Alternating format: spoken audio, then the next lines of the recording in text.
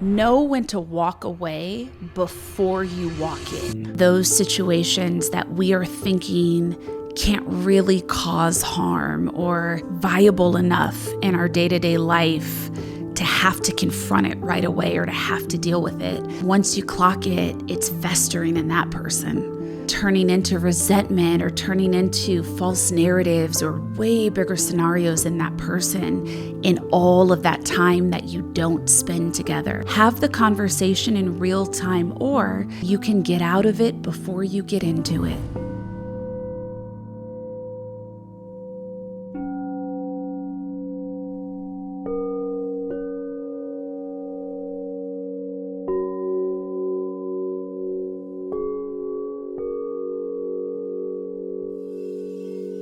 Welcome to Deeply Well, a soft place to land on your journey.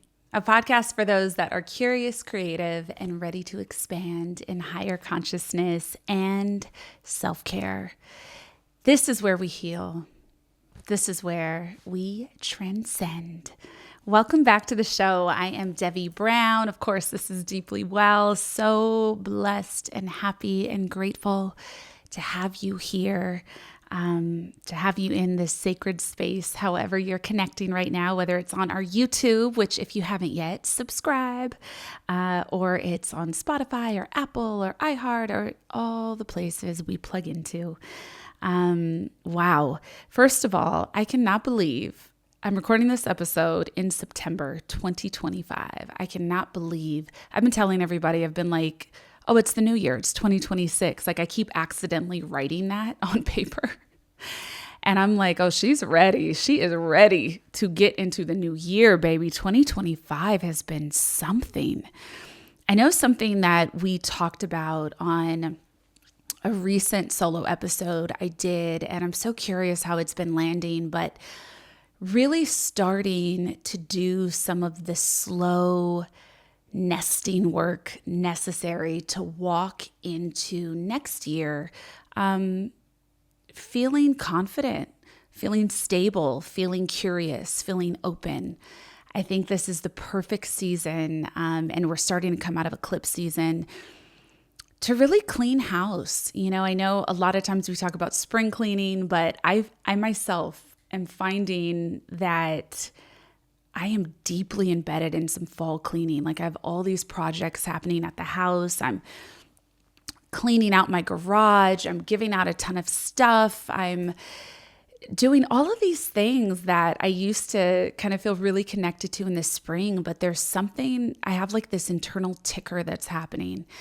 And for me, there's something about getting this done before we have fall equinox. Yeah, which is coming at the end of the month. And I've been thinking about it a lot because for those that follow astrology or interested in the stars, it's just, we are in a very potent eclipse portal.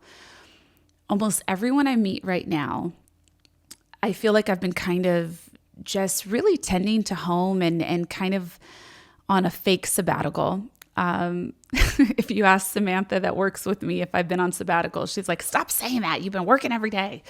But there's some parts of my life that I feel like I've been giving myself more freedom. So I've been in, this kind of mini refresh after doing the book tour, and getting ready for what is typically my busiest season, which is fall. And I've been noticing that the experiences that I'm having in my personal life, or the things that I find myself thinking about, are just so aligned with almost every person I meet. And almost every podcast guest I've had recently, we've talked about it off camera, or, as I run into people, it's almost like the first thing that's coming up. And this is typically when I'm in spiritual community. So when I'm with other people where we just have similar hearts or similar viewpoints in the world, or are doing, the work of the people, the work of humanity. Almost everyone has said that they are going through a surprise shedding. what's the surprise shedding?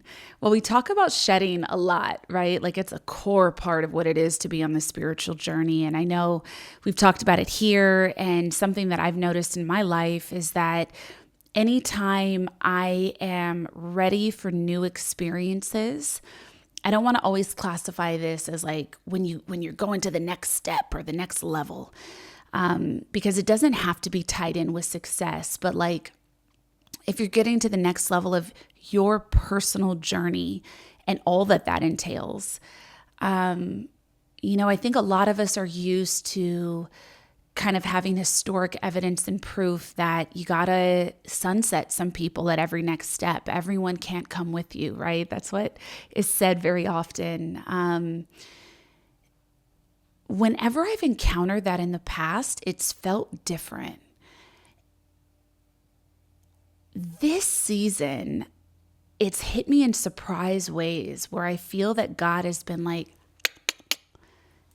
them too, sis, them too. And I've been like, but why?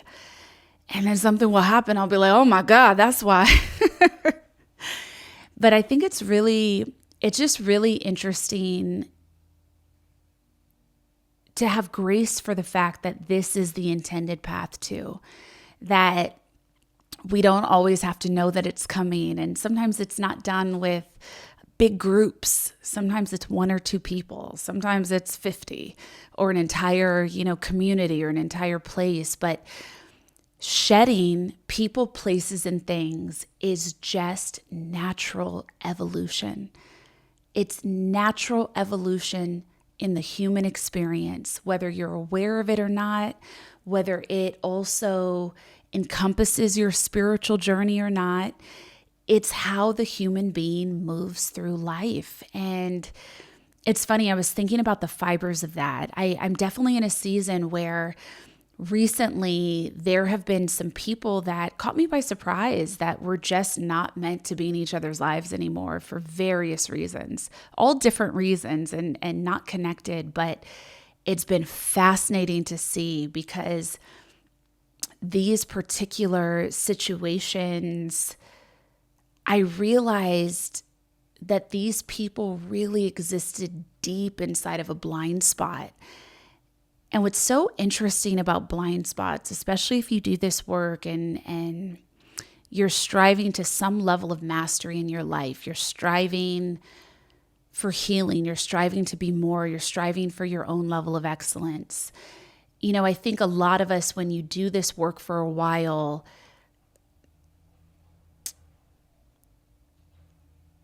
you get, how do I want to say this? Because I'm learning about it in real time. I've always thought, especially in the last handful of years, that I've been really good at gently and easily and immediately shedding when I know God wants me to. Like really listening to that voice, getting quiet, getting in prayer, journaling, giving any partings the respect and the dignity that I feel they deserve, or the repair that's necessary. So I thought I had gotten really good at predicting when that time was coming and being able to surrender and open to it. And then in this season, as I was birthing something new and amazing in my life, which was my book, that was a big baby for me to birth. That was hard. That took years. And I'm so grateful for the opportunity to put that book out and for all the hands it's gotten into. I've been having just some incredible experiences running into readers. But really in parallel with me coming into that moment, which I don't think I recognized walking in that it would be me moving into a new level of who I am. I thought it was just me being who I am, doing my work, if that makes sense. But right as that was happening, like timed exactly immediately to releasing my book, I had a few situations come up in my life that really needed my attention, and that required me to say goodbye to people I didn't think I was ever going to say goodbye to.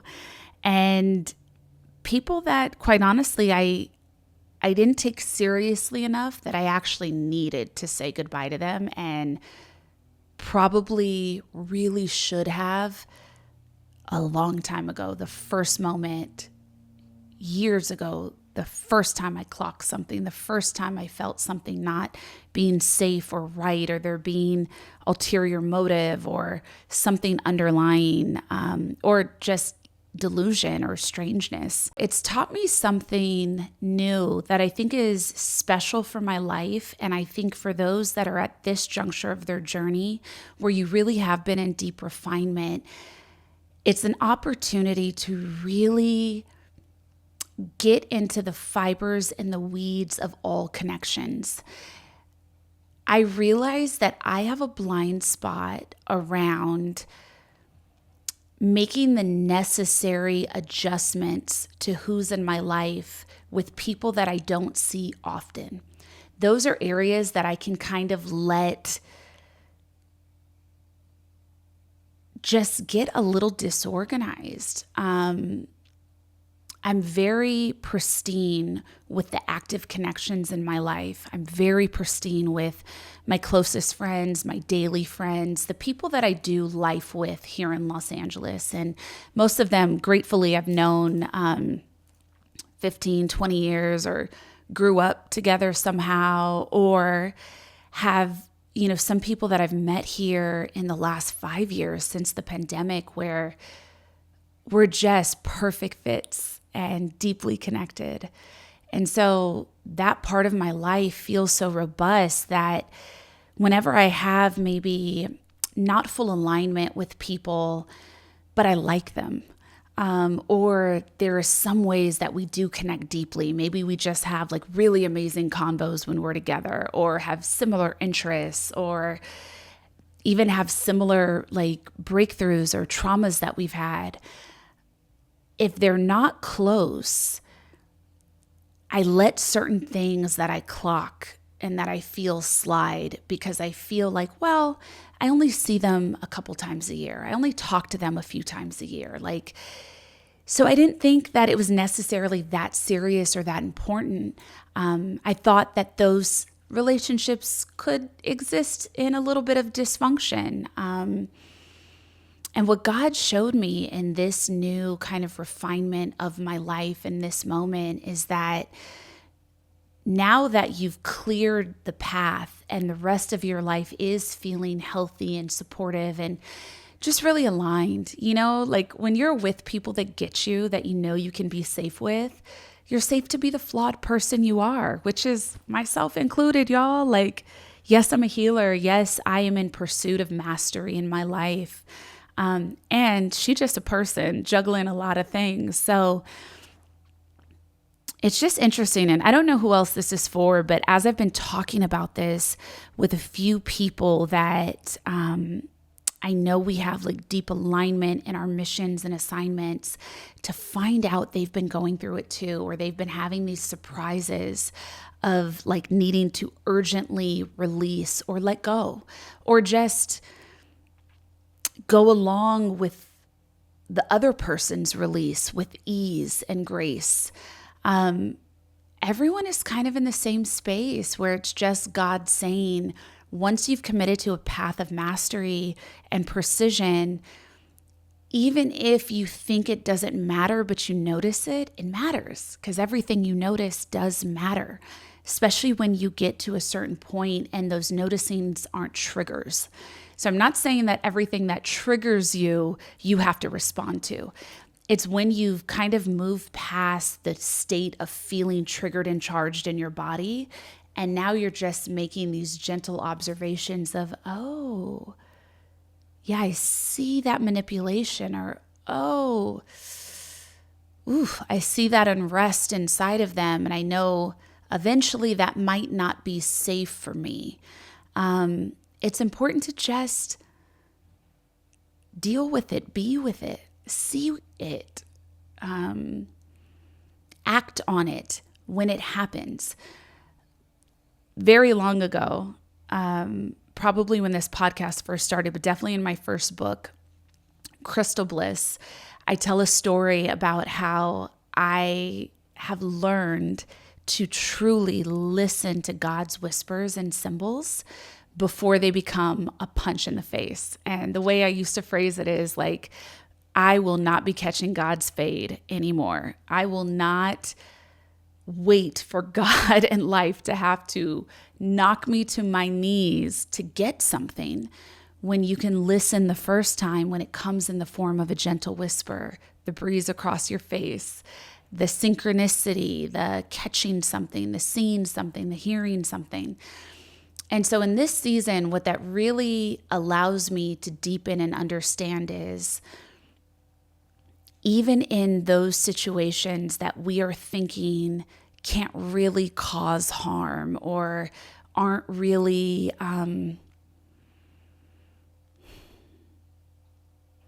viable enough in our day-to-day life to have to confront it right away or to have to deal with it. The thing is, once you clock it, it's festering in that person.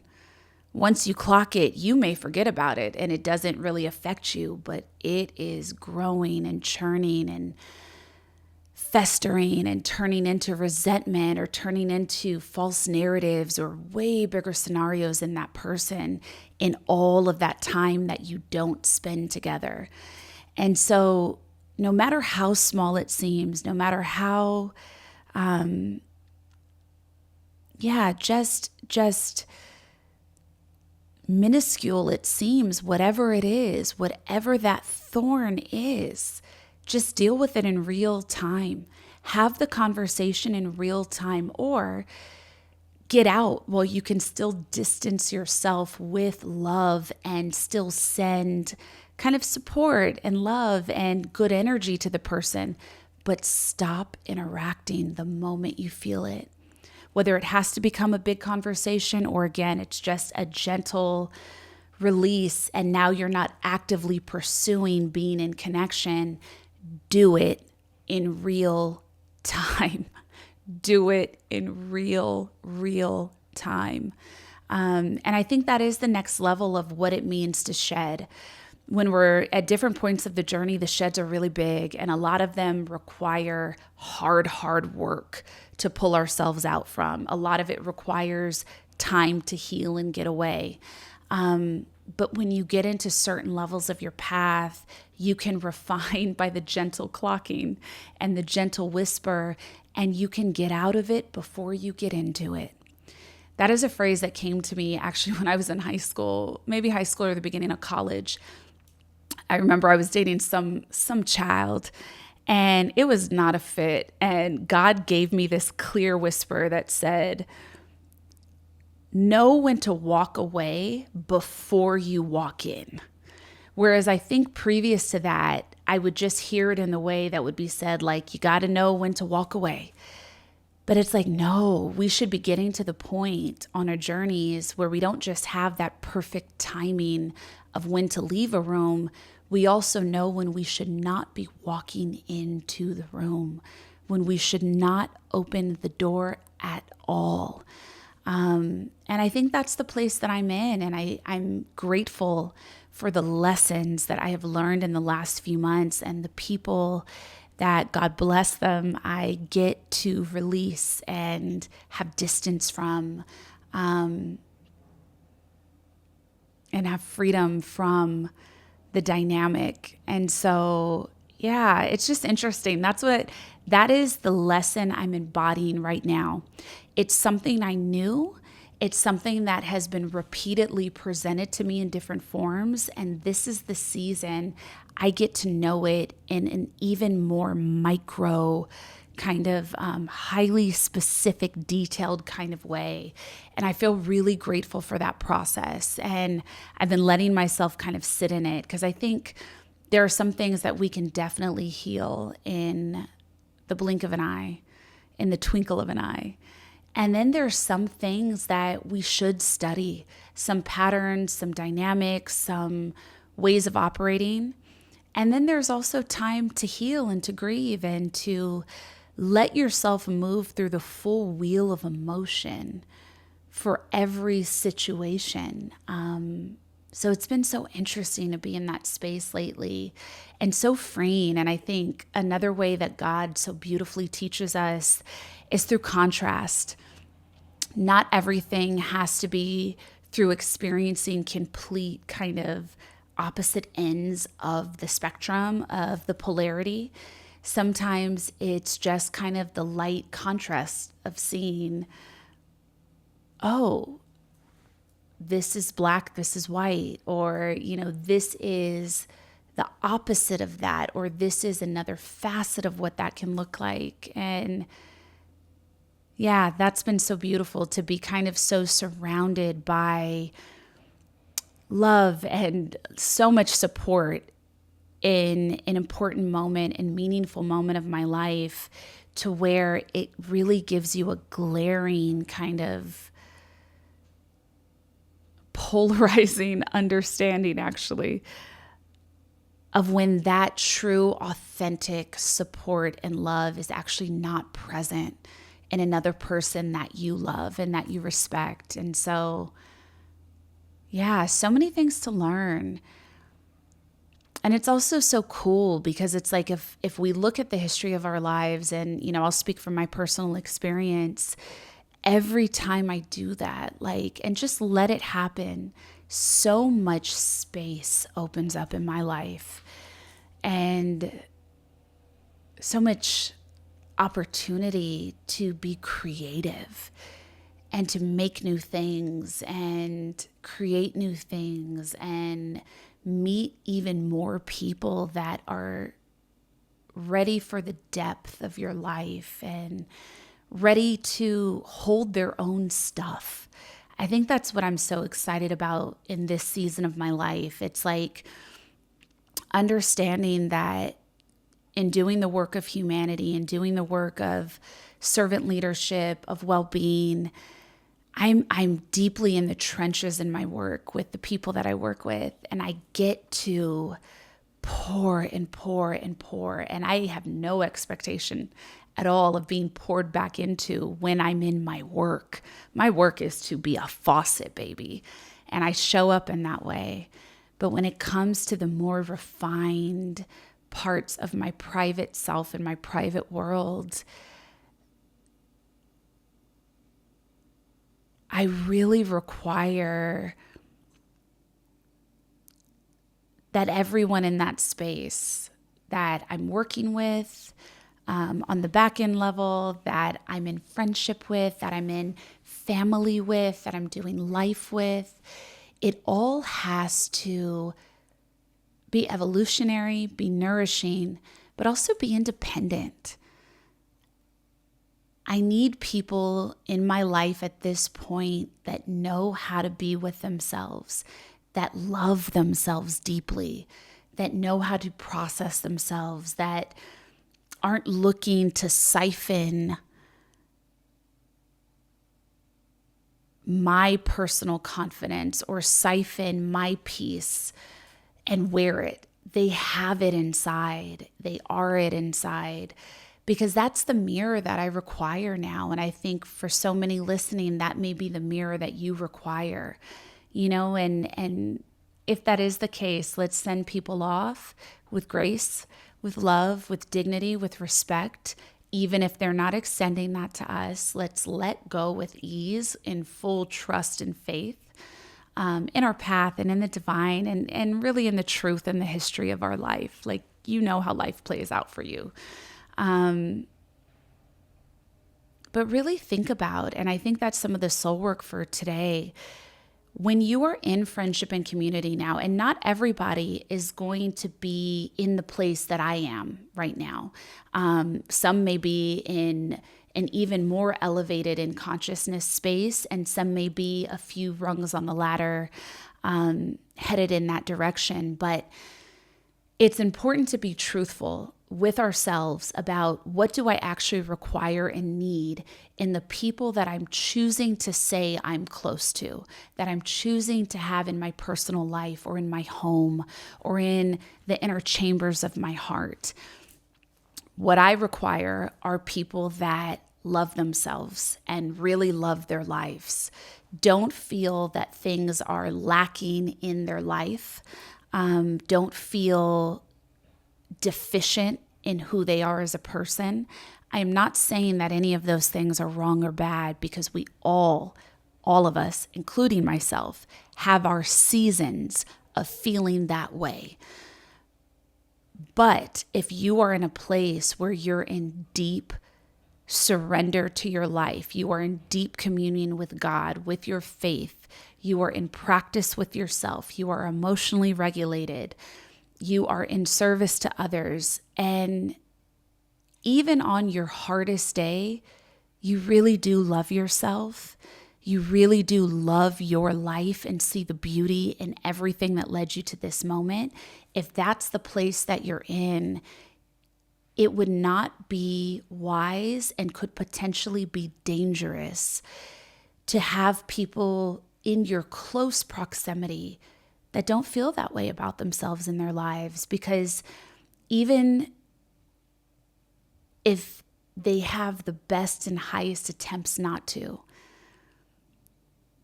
either subconsciously or consciously, they will be measuring themselves next to you. They will be measuring and comparing their season to your season. And they won't be able to have real rational clarity to hold the fact that you've had hard things too. That's just not the season you're in now.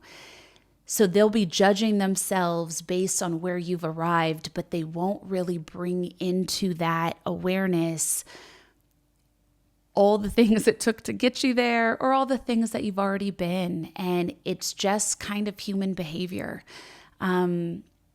It's just human behavior. And it's not even a knock on the person that can't hold that space for you. It's just human behavior.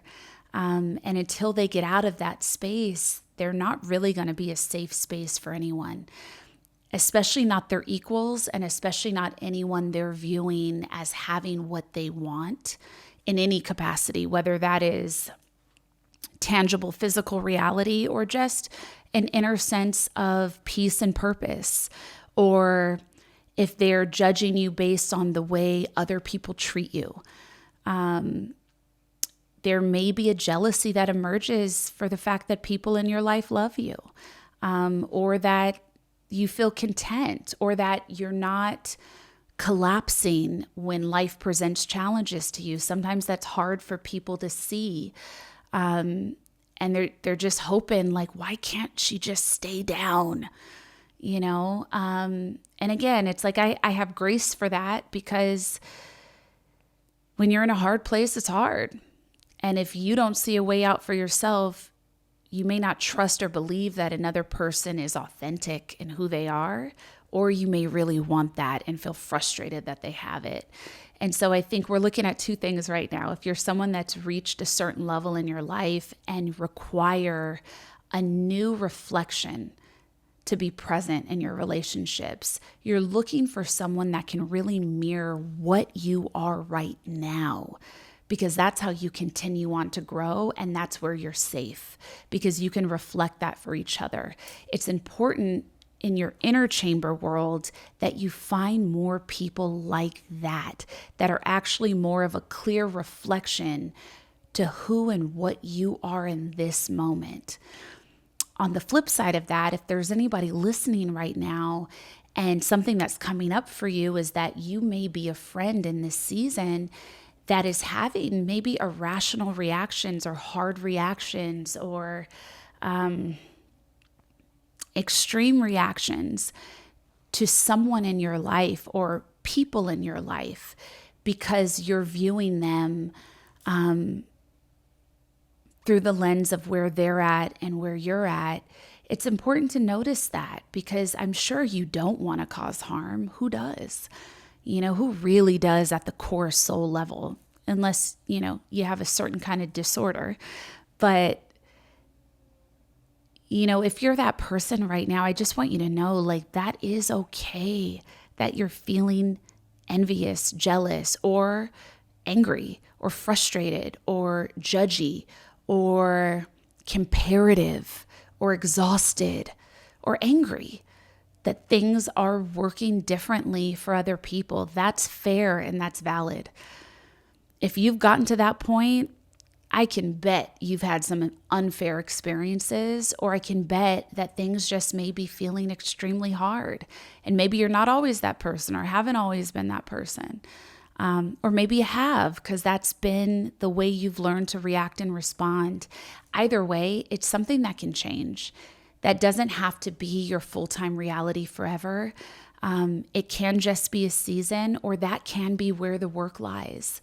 I know in other seasons of my life when I have felt that things were really unfair for me, and the way I was perceiving it, didn't understand why it was so easy for others.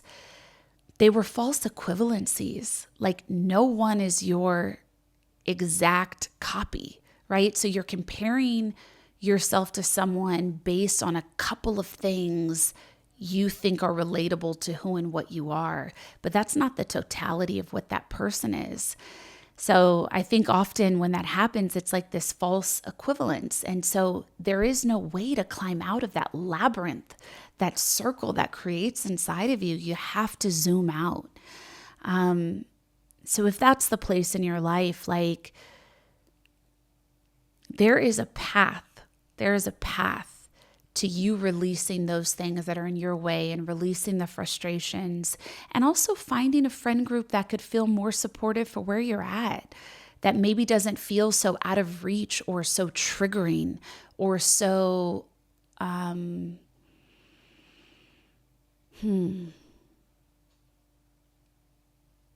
maybe just so disjointing. You know, if you find yourself feeling charged around the people or the rooms that you're walking into, sometimes it is them, but it isn't always. Sometimes it is you. And so we have to look at those things on the journey. And I just encourage you to take space from those people that are bringing out that feeling in you, and not because they're doing it on purpose and not because you're right about them, but because if something is charged, it could be important to take a step back and look at it and see what the true root of it is. What is the real issue? What's the real problem? Because there really is no way that it's just that person or that group of people. That's impossible. It's everything about your life up until this moment, and or a current challenge. You know, did something in your life kind of go away you didn't expect recently? Did something in business not work out? Did something in a relationship not work out? Did whatever the things are, we all have so many things, so many frictions.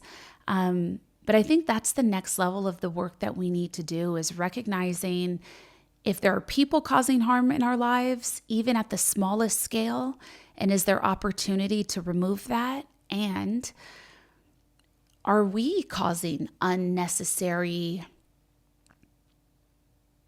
strife, judgment, problems, projections in another person's life? And is there opportunity to look at the root of why we're doing that? And is that the most sustainable and worthy thing for us to be doing with our life and our thoughts and our conversations and our time? So it's just interesting, you know, when we get to different layers of the work, we are invited into new and deeper crevices. And I think that as we are now in this space of, I think, collectively really moving to learn how to have more community in our lives, this is one of the tiers of the things that we should be looking at, so that we're a safe place to be in community with others. And so that we're choosing the right community for who we are in this exact moment. And again, I shared from my personal experience based on what my life looks like in this moment, but for each of us, it could be different. The kind of friendship that I require for who I am is someone that honors the fact that I'm a deeply independent person. I will respond to texts very late unless you let me know that it's urgent and you need me. Then I'll drop everything. But if you don't let me know that, I'm doing 155 things and she's the only child. I like being alone and creating and doing things. So I need people that understand that and have other people that can fill that need for maybe daily communication and know that I show up the way that I show up in my strengths and give me the grace and the space for what is my flow as a woman for my life and my family and for what I do. And I think for other people, you may be in a space where you're like, you know what? I need really emotionally intelligent friends who want to hold space. I'm looking for an everyday friend. I'm looking for friends that can travel when I want to travel, or go create when I want to create, or, have the same strengths that I have or have different strengths than I have. It's so different for each of us. It's so nuanced. And it's all based on who we are in this moment, what our needs are, and what we have to realistically offer another person that's in front of us. So I'm thinking about friendship in even deeper ways right now. And that's been fun and that's been unexpected. And I'm looking at this moment of like, wow, what is the bigger community I'm looking to build over the next decade? Like, what do I want to add into my world? Where do I want to go?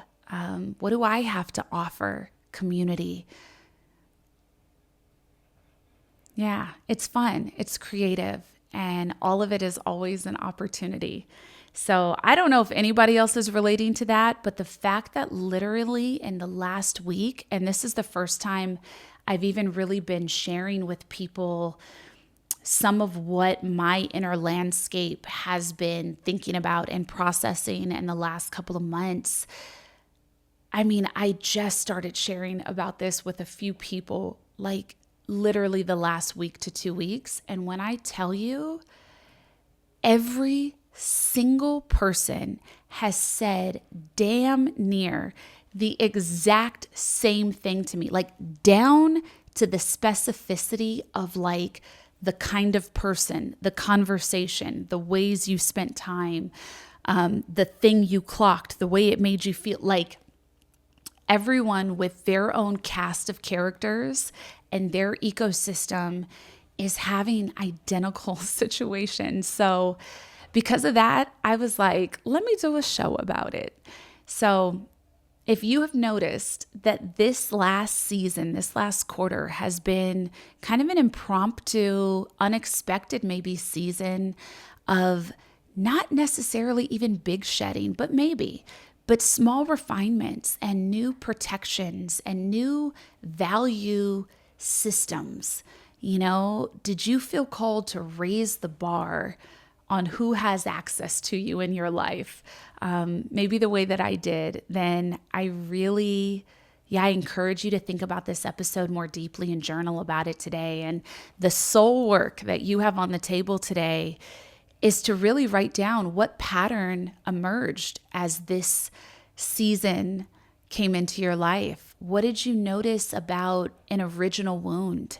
Something I didn't get a chance to say, but what I noticed about this season of shed is that it specifically tied back to a wound in childhood of fundamentally feeling misunderstood for who I am and feeling judged for the way that my brain works and the way that I can be more reserved or show up differently in friendship.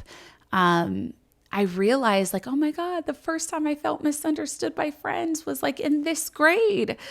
And then it happened again, like at that age and like, and so it was really beautiful because then I had this opportunity to kind of heal that younger version of me that didn't know what was going on and took it on as something that needed to be done or fixed or challenged. So yeah, your soul work today, if that has been a season for you in this moment, whatever your season may be, track it back. What did it actually bring charge to? What did it highlight? Where were you hurting? Where did you find freedom? And where did you gain strength? Because by the end of this process for me, I was like, oh, hell no. Done. We're done with that. We're done with that. God bless you. We're finished with it. So yeah, where are you now on that path? What root did you identify? What freedom did you find? And what pain did you get an opportunity to spend time with and process? So dive into that soul work. I'll meet you back here next week. Let me know in the comments, either by leaving a review, hitting me on the gram, leaving it on @deeplywellIG, or putting it in the YouTube comments. Let me know how you're feeling. What has been coming up for you? And what did you take away from this solo episode conversation? Thanks for listening. We'll be back next week. Namaste.